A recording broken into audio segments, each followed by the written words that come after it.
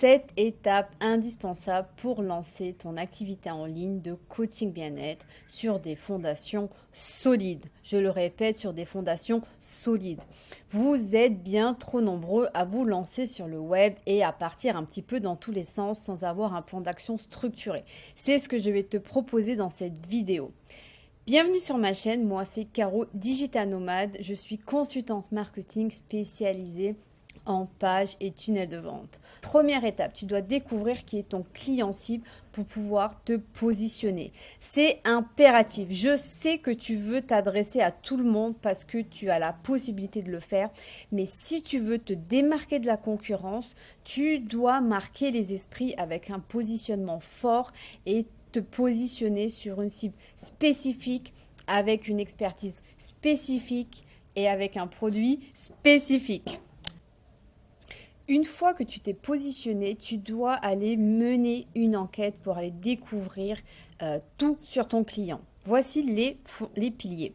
Alors, tu dois absolument connaître ses points de douleur. Bon, là, j'imagine que je t'apprends rien. Qu'est-ce qui l'empêche d'avancer au quotidien? Sur quoi perd-il le plus de temps? Fais-toi un tableau Excel, ce que tu veux, un Notion et note toutes les informations que tu as à son sujet. Quels sont ses désirs les plus profonds? De quoi rêve-t-il quotidiennement? Essaie d'aller creuser en profondeur sur ses désirs et non pas les problèmes en surface qui sont en général des symptômes du problème profond qu'il peut avoir. Donc, demande-toi quels sont ses désirs. Aussi, quelles sont ses croyances limitantes. Qu'est-ce qui l'empêche d'avoir confiance en lui pour sortir de sa zone d'ombre? Et c'est en général sur ces croyances limitantes que tu vas justement te positionner et aller chercher et montrer un petit peu ton expertise. Parce que c'est en travaillant sur ces croyances limitantes que tu vas lui montrer que des solutions existent et que tu peux l'aider à trouver une solution à son problème. Ensuite, quels sont ses obstacles dans son quotidien? Qu'est-ce qui, pourquoi il ne peut pas avancer? Qu'est-ce qui l'empêche d'avancer? Quels sont ses déclencheurs? Qu'est-ce qui attire son attention de manière générale? Voilà. Ensuite, tu as ses angoisses. Qu'est-ce qui l'empêche de dormir? Alors, je sais que c'est vague pour toi, mais imaginons qu'il a un problème et que ce problème est un problème profond. Depuis combien de temps il a ce problème? Et qu'est-ce qui va se passer si il est en souffrance pendant plusieurs années? Quelle est son angoisse la plus folle? Quelle est son angoisse la plus profonde? Et c'est justement aussi là-dessus que tu vas devoir aller travailler un petit peu ton marketing. Bien entendu, en douceur. Et quelles sont les solutions qu'il recherche de manière générale sur le web. Deuxième étape, ça va être d'aller éclaircir ton positionnement en allant choisir ta promesse. Alors la promesse, c'est un message unique que tu vas adresser à ton prospect pour qu'il puisse comprendre ce que tu fais. En gros, quelle est la position que tu vas choisir pour vendre ton produit? Ta promesse doit aussi refléter ton approche stratégique. Voilà, concrètement, c'est l'engagement que tu prends pour accompagner ton client dans la résolution de ses problèmes. Bien entendu, quand tu annonces une promesse, tu dois t'assurer de pouvoir atteindre cet engagement et bien entendu, elle doit être irrésistible et donner envie. J'ai voulu donner un exemple sur les coachings parentaux. Je vois beaucoup de profils où les coachs disent « je t'accompagne pour une parentalité apaisée ». Alors là, on est vraiment dans le cœur du sujet où les personnes veulent aider tout le monde et pensent aider tout le monde. Et bien entendu, ils sont en mesure d'aider tout le monde. Mais aujourd'hui, sur le web, vous êtes tellement nombreux que si vous ne vous démarquez pas de la concurrence, vous n'allez pas marquer les esprits et les personnes ne vont pas se rappeler de ce que vous faites. Alors, là, je t'ai posé quelques exemples. J'accompagne les parents travaillomanes à renforcer leur relation avec leurs enfants. Bon, j'ai fait une petite faute de frappe. Donc là, sur cette promesse, on a le parent travaillomane avec la relation avec les enfants. On sait que les parents qui travaillent beaucoup, ils n'ont pas beaucoup de temps pour créer du lien avec leurs enfants. Donc là, avec une promesse telle que celle-ci, on a directement la cible et la résolution des problèmes. J'accompagne ensuite les mamans solo à offrir la meilleure version de soi-même à leurs enfants et les aider à gérer leur quotidien avec brio. Ensuite, j'accompagne les parents à surmonter la crise des 3 ans avec la méthode X. Voilà, c'est des petits exemples pour que pour essayer de te stimuler marketingment parlant, pour que tu comprennes que tu dois aller chercher en fait à te différencier et aller toucher directement ton potentiel client quand il va aller sur ton profil ou même quand tu te présentes en règle générale autour de toi. Imagine, tu as un rendez-vous entre copines, on te demande ce que tu fais, tu dis ben, je suis coach parental. Ok. Mais si tu dis j'accompagne les mamans solo à offrir une meilleure version d'elles-mêmes et à gérer leur quotidien avec brio. Ou tu accompagnes les parents travaillomanes à renforcer des liens avec leurs enfants. Tu vois, en 10 secondes, tu as marqué les esprits et les personnes en face de toi vont se rappeler ce que tu fais et vont pouvoir aussi immédiatement se reconnaître. Et si elles ne se sentent pas concernées par ton offre, elles vont potentiellement penser à quelqu'un d'autre qui va être dans cette situation-là. Donc tu dois marquer les esprits. Troisième étape, construire son produit VIP, c'est-à-dire un produit unique, irrésistible, parfait, avec une forte valeur ajoutée. Au départ, tu veux donner toutes les chances à ton business de se lancer et tu dois concentrer ton énergie sur la vente d'un produit premium VIP qui va avoir le plus de chances de convaincre ton prospect de passer à l'action.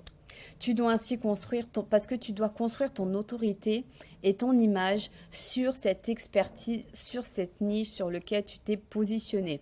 Est-ce que tu es sur les mamans solo? Est-ce que tu es sur les cycles de périnatalité? Est-ce que tu es sur les parents travaillomanes? Construis ton autorité autour de cette niche et ensuite tu vas étoffer tes produits. Et bien entendu, plus tu vas le faire, plus tu vas gagner en efficacité, plus tu vas monter en compétences et plus tu vas pouvoir offrir de produits et services à tes prospects. Alors, une des règles aussi, c'est de ne pas avoir trop de produits. Vous êtes beaucoup à avoir plein de petits produits qui au final répondent à plein de petits problèmes, mais ne vont pas répondre aux problèmes profonds de ton prospect. Donc là aussi, pense que avec une ou deux séances, tu ne vas pas répondre en profondeur à la douleur de ton potentiel client. Tu veux que ton client finisse son programme en n'ayant plus de problèmes et en étant bien dans ses baskets parce que tu l'auras accompagné en profondeur, tout simplement. Quelques pistes pour t'aider pour construire ton produit VIP parce que je te vois un petit peu d'ici, tu as plein d'idées, tu n'as pas vraiment envie de te positionner, etc. Mais voici quelques questions qui, j'espère, pourront t'aider. Quel est le produit qui répond au plus gros problème de mon client? Quel est le produit le plus emblématique de mon activité? Et est-ce que ce produit satisfait tous les besoins de mon client? Et est-ce que j'ai clairement présenté ma promesse? Et il y a une autre chose que j'aimerais te rajouter qui pour moi est mon mantra, c'est comment est-ce que je peux aider mes clients tout en aidant mon propre business. Tu dois toujours réfléchir à ton client, qu'est-ce que tu peux faire pour l'aider quotidiennement pour atteindre ses résultats, pour être mieux dans ses baskets, pour ne plus avoir de problèmes et être totalement épanoui. Mais tu dois aussi te demander comment est-ce que tu peux l'intégrer à ton business parce que tu dois aussi gagner ta vie, bien entendu. D'où l'intérêt aussi d'avoir une offre premium, c'est de mieux gagner ta vie, mais aussi d'avoir des clients plus impliqués et plus dévoués dans l'accompagnement. Tu dois ensuite avoir une stratégie produit, c'est-à-dire que tu dois avoir une vision globale parce que là, tu as ton produit VIP, ton produit premium pour atteindre l'indépendance financière.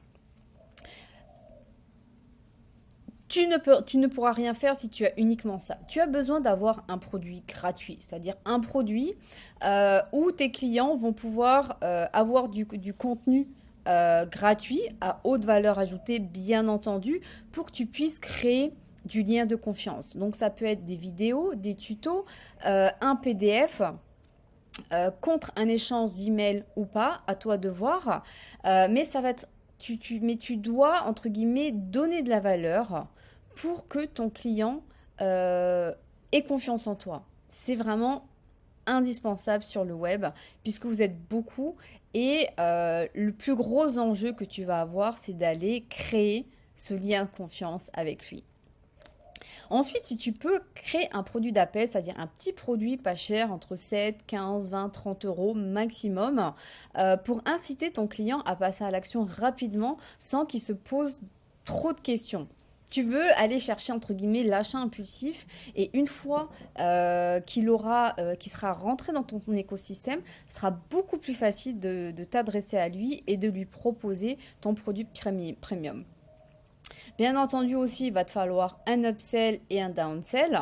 C'est-à-dire que si tu as une offre par exemple à 1000 euros et que ton prospect n'a pas les moyens d'acheter ton programme et que tu veux quand même l'aider, essaie de réfléchir à un petit produit que tu pourras lui proposer en contrepartie pour l'aider.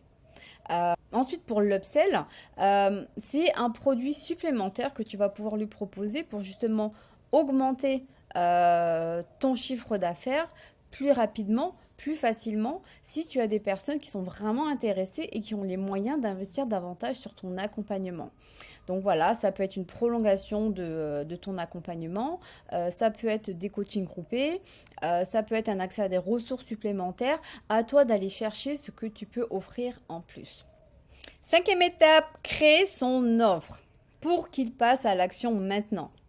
Si tu as le produit qui répond exactement aux besoins de ton prospect, dis-toi que tu dois l'aider à prendre une décision avec différents leviers. Donc ça peut être une offre promotionnelle, une durée dans le temps, des limitations en termes de chiffre d'affaires, de quantité ou de bonus.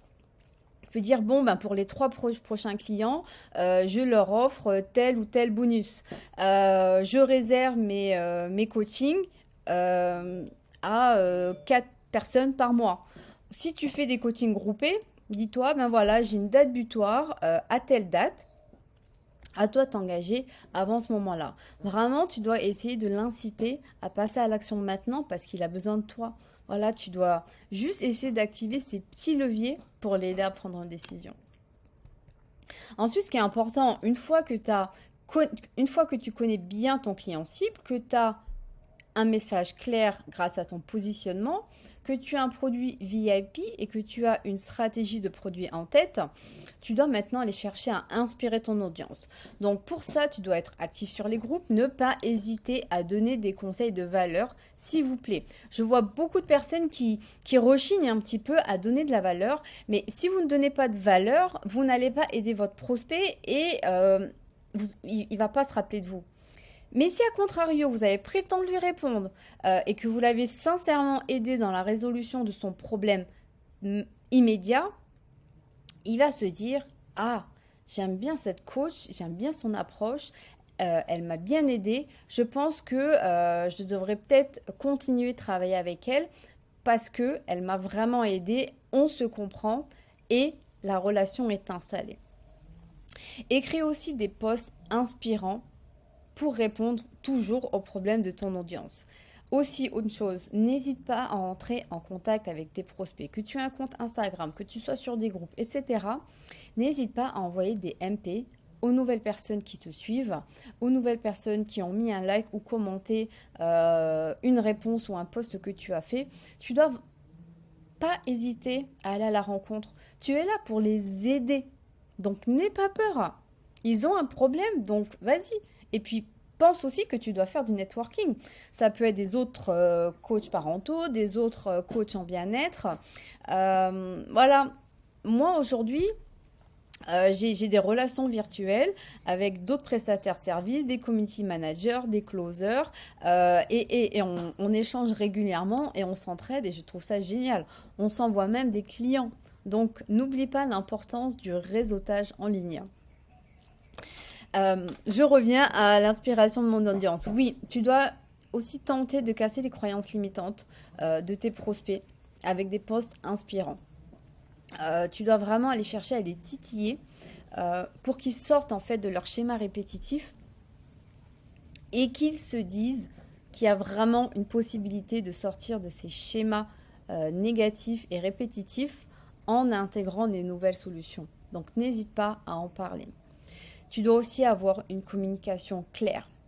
Si par exemple, tu aides les mamans solo à rétablir de l'ordre dans leur quotidien, Toute ta communication sur Instagram doit parler des mamans solo et du quotidien. Un post maman solo, un post quotidien. Un post maman solo, un post quotidien. Bien entendu, alterner aussi avec des posts sur toi. Parce que on veut savoir à qui on a affaire. Aujourd'hui sur les réseaux, c'est tout, voire plus important de montrer qui tu es que de montrer ton expertise. On veut savoir à qui on a affaire. Voilà. Et pense aussi à être vraiment clairement identifiable. Tu dois avoir ta petite patte. Essaye de jouer par exemple avec les couleurs. Tu dois vraiment avoir un feed Instagram ou Facebook identifiable et propre. Si tu as un contenu, si tu as un profil un peu trop messy, un peu trop brouillon, pas très clair, ça va refléter en fait ton approche et tu vas pas donner confiance à tes futurs clients. Voilà, tu dois entre guillemets montrer patte blanche et malheureusement sur le web, tu as maintenant que quelques secondes en fait pour attirer l'œil et convaincre tes prospects. S'ils sentent que c'est un petit peu bordélique, ils vont pas vouloir aller plus loin. Donc tu dois avoir une certaine fluidité dans ta communication, alterner des couleurs fixes, respecter ta stratégie de contenu et être clairement identifiable pour marquer les esprits avec ton positionnement fort. Là, je fais un petit rappel sur la page de vente pour rassurer tes prospects. Bien entendu, tout en gardant les codes couleurs de ta page, mais avoir une page de vente, ça va te permettre de rassurer tes prospects sur ton produit et surtout, ça va être un support de vente pendant et après la vente. Parce qu'en règle générale, pendant un appel de vente, tu vas parler de beaucoup de choses et il se peut que tu oublies certains bonus, que tu n'aies pas répondu à certaines questions. Et quand tu as une page de vente complète, optimisée, ton prospect aura toutes les informations et tu pourras te dire que tu lui as donné toutes les informations dont il avait besoin pour se décider de passer à l'action ou pas. Dernière étape, faire ses 4 premières ventes VIP pour se dire c'est bon, j'ai la formule gagnante. C'est important d'en avoir plus de 2 ou 3 pour éviter, parce qu'au début, tu vas peut-être avoir une copine, un ami, une vente chance, etc. Pour te dire que tu as le bon produit. Alors, bien entendu, indispensable pendant ces 4 premières ventes, tu dois être hyper proche de ton client. Tu dois être à l'écoute et avoir un suivi personnalisé pour vraiment identifier les obstacles, comprendre au mieux ses difficultés, qu'est-ce que tu peux faire pour l'aider au mieux dans la résolution de son problème et chercher vraiment à optimiser au maximum ton produit pour que sur ton deuxième sur tes prochaines ventes, tu puisses vraiment avoir un produit aux petits oignons prêt où tu sais que là, tu as vraiment une formule gagnante. Donc, concentre-toi sur ces 4 premières ventes, optimise-les et ensuite tu pourras passer à l'étape suivante.